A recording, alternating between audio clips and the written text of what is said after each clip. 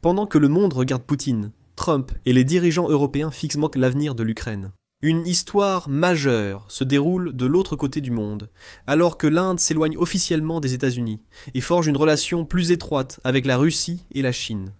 L'Inde est l'économie qui croît le plus vite au monde, un pays à avoir comme allié.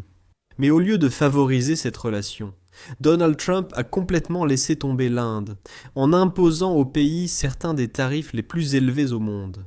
Donald Trump a l'habitude d'intimider les autres pays. N'oublions pas qu'il y a seulement quelques semaines, il a intimidé toute l'Union européenne pour conclure un accord commercial qui donnait littéralement tout le pouvoir et l'avantage aux États-Unis. Mais la décision de Donald Trump de rompre avec l'Inde est une erreur qu'il regrettera bientôt. Bloomberg a vite rapporté que l'appel tendu de Donald Trump avec Narendra Modi a bouleversé des décennies de politique étrangère américaine. Quelle sera l'ampleur de cette erreur pour les États-Unis ? Écoutez la prédiction d'Ashley Talas, chercheur principal à la Fondation Carnegie pour la paix internationale. La stratégie de Donald Trump vis-à-vis de l'Inde est incompréhensible. Cela pourrait bien s'avérer être un autre de ces caprices de très coûteux du président, que le pays finira par payer au final. Comme il l'a fait tant de fois lors de son second mandat, Donald Trump surestime ses atouts. Et ce faisant, les États-Unis ont jeté aux orties l'un de leurs alliés les plus cruciaux, poussant l'Inde directement dans les bras de ses partenaires des Brésil, Russie, Inde, Chine, Afrique du Sud, la Chine et la Russie. Honnêtement, la détérioration de la relation entre les États-Unis et l'Inde est l'un des récits les plus fascinants à émerger jusqu'à présent, en 2025. Modi, Premier ministre indien, a été l'un des premiers dirigeants étrangers à visiter la Maison-Blanche après l'arrivée de Trump, pour la deuxième fois. De nombreux experts en géopolitique avaient prédit que Trump se rapprocherait de l'Inde, pour l'utiliser comme levier contre la Russie et la Chine. N'oublions pas que c'est Donald Trump qui voulait qu'Apple déplace la production de ses iPhones de la Chine vers l'Inde. Il y a quelques mois à peine, il s'agissait de faire de l'Inde le meilleur ami de l'Amérique. Donald Trump a montré lors du récent bras de fer avec l'Union européenne qu'il n'a pas de vrais alliés. Et l'Inde n'y échappe pas. Mais c'est ici que les choses deviennent très intéressantes. L'Inde a une planification stratégique et un pouvoir de négociation bien supérieur à ceux de l'Union européenne. Ursula von der Leyen et l'Union européenne ont toujours suivi la volonté de Washington. Modi a décidé de ne pas reculer et s'est immédiatement tourné vers la Chine, annonçant son intention de visiter le pays pour la première fois en 7 ans. Ce que toute cette situation prouve, c'est que dans ce monde, on ne peut faire confiance à personne, et il faut toujours se préparer avec un plan B. Le plan B de l'Inde est de s'éloigner des États-Unis, et de forger une relation plus étroite avec la Chine. Trump a tenté de forcer des pays traditionnellement non alignés comme le Vietnam et le Brésil, à choisir un camp pendant son administration, convaincu qu'il peut intimider n'importe quel pays pour le soumettre. Mais cette stratégie s'est déjà retournée contre lui. Le Vietnam et le Brésil ont choisi de renforcer leurs liens et de conclure des accords commerciaux majeurs avec la Chine pour leur avenir. N'ayant rien tiré de ces échecs, Donald Trump réessaie la même stratégie. Quand on considère les avantages stratégiques que l'Inde apporte aux États-Unis, la décision de Donald Trump de faire pression sur New Delhi avec des tarifs douaniers exorbitants n'a absolument aucun sens. Pour encore plus offenser l'Inde, Donald Trump a affirmé publiquement que l'économie indienne était morte, que les États-Unis faisaient peu d'affaires avec elle, et devraient continuer ainsi. Dire que l'économie indienne est morte, c'est tellement typique de Donald Trump. N'oublions pas que Donald Trump a renvoyé son secrétaire au travail car il n'approuvait pas les mauvais chiffres de l'emploi aux États-Unis. Franchement, on dirait que Donald Trump n'aime pas les vraies statistiques. En réalité, l'économie indienne croît rapidement depuis des décennies.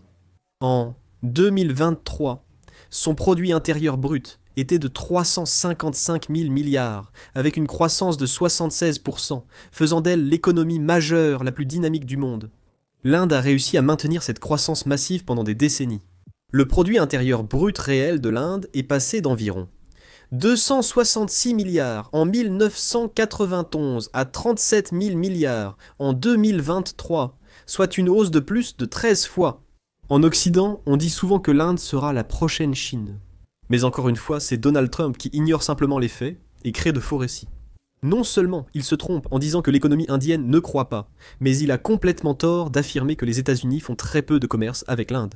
Les États-Unis et l'Inde échangent des centaines de milliards de dollars chaque année. Dans certains secteurs, l'Amérique dépend presque entièrement de l'Inde.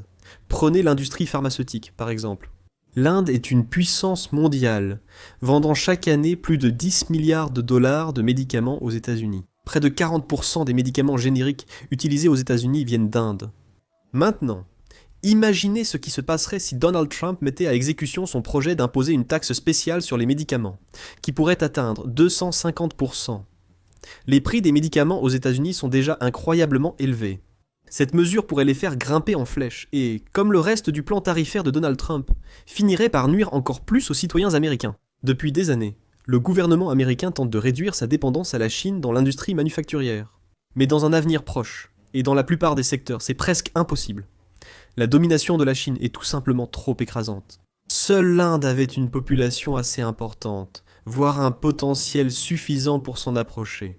Mais les tarifs douaniers de Trump ont anéanti cet espoir. Un droit de douane de 50% sur les produits indiens supprime la dernière réelle chance de diversifier la production hors de Chine.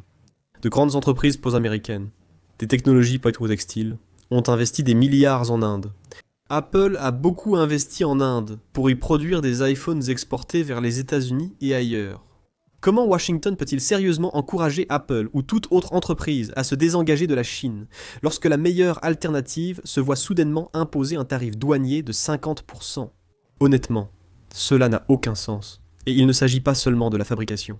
Chaque année, l'Inde forme des millions de diplômés hautement qualifiés, majoritairement en sciences, technologies, ingénierie et mathématiques. L'un des plus grands défis de l'Inde est de retenir ses talents, car tant de ses esprits les plus brillants partent à l'étranger. Et l'une des principales destinations pour ces talents est, bien sûr, les États-Unis, où ces personnes deviennent l'épine dorsale de l'industrie technologique américaine. Regardez la Silicon Valley, où des présidents directeurs généraux et innovateurs indiens dirigent de grandes entreprises américaines comme Alphabet, Microsoft, IBM et Adobe. Maintenant, combinez ces tarifs avec une répression contre les étudiants étrangers. Et vous obtenez la recette parfaite pour s'assurer que ces futurs pionniers de l'intelligence artificielle, ingénieurs et scientifiques ne mettent jamais les pieds aux États-Unis. Ils resteront en Inde, renforceront la technologie locale et collaboreront probablement avec la Chine pour affaiblir les États-Unis à long terme. Perdre l'Inde comme allié, en plus des conséquences économiques, serait catastrophique pour la stratégie américaine de confinement de la Chine. C'est ici que cela devient intéressant. Les États-Unis ont fait de l'encerclement de la Chine via des bases militaires et des partenariats avec ses voisins un objectif politique majeur. L'Inde a longtemps eu une relation intense avec la Chine, marquée par des différends frontaliers et une rivalité historique. Ainsi, les États-Unis n'avaient pas à agir beaucoup pour maintenir l'Inde comme épine stratégique contre la Chine ou partenaire potentiel en cas de conflit avec Pékin. Mais maintenant, avec ces nouveaux tarifs douaniers et le voyage très médiatisé de Modi à Pékin, les États-Unis retirent effectivement l'une de leurs pièces d'échec les plus précieuses de leur échiquier pour une durée indéterminée. Plus important encore, Trump a poussé l'Inde à se rapprocher de la Chine, ce qui constitue une victoire majeure pour les Brésil, Russie, Inde, Chine, Afrique du Sud, un autre succès pour la Russie, et un nouvel exemple clair du monde multipolaire dans lequel nous vivons aujourd'hui. En effet, la décision de Trump d'isoler l'Inde échoue sur les 3 fronts. Cela sape les efforts visant à délocaliser la production hors de Chine, cela nuit au secteur technologique américain, et cela compromet les objectifs stratégiques des États-Unis. Comme déjà mentionné sur cette chaîne, c'est une décision qu'on prendrait si on voulait détruire l'influence américaine. La vraie question est, pourquoi Donald Trump mène-t-il une politique aussi désastreuse? Tout a commencé quand l'Inde a décidé de continuer à importer du pétrole russe, malgré les sanctions américaines sur la guerre en Ukraine. Encore une fois, les États-Unis font preuve d'une grande hypocrisie. Donald Trump pénalise l'Inde, même s'il y a beaucoup d'autres pays qui font exactement la même chose, y compris les États-Unis d'Amérique. Beaucoup de pays achètent encore du pétrole à la Russie, et l'Union européenne achète du pétrole russe via l'Inde comme intermédiaire. Si cette hypocrisie n'était pas déjà évidente, les États-Unis font aussi ce qu'ils reprochent aux autres. De plus, les États-Unis continuent d'importer d'importantes quantités d'uranium russe pour leur industrie nucléaire nationale. En 2023, un an après la nouvelle invasion russe en Ukraine, les États-Unis ont acheté 27% de leur uranium enrichi à la Russie, plus qu'à tout autre fournisseur. Et même aujourd'hui, une part importante du combustible nucléaire américain provient toujours directement de Moscou. Alors, lorsque les États-Unis exigent que l'Inde respecte des règles qu'eux-mêmes ne suivent même pas, il n'est pas étonnant que New Delhi se rapproche à nouveau de son alliance des Brésil, Russie, Inde, Chine, Afrique du Sud. Washington a clairement fait comprendre qu'il n'accorde pas d'importance à la loyauté, mais au contrôle. Et pour vous montrer exactement ce que je veux dire, laissez-moi vous donner une étude de cas réels venant d'Afrique. Après une visite d'État à Pékin, le Kenya a essuyé de fortes réactions des États-Unis, risquant de perdre son statut d'allié et l'accès à des accords de sécurité clés. Tout cela car il a salué le rôle de la Chine dans le nouvel ordre mondial.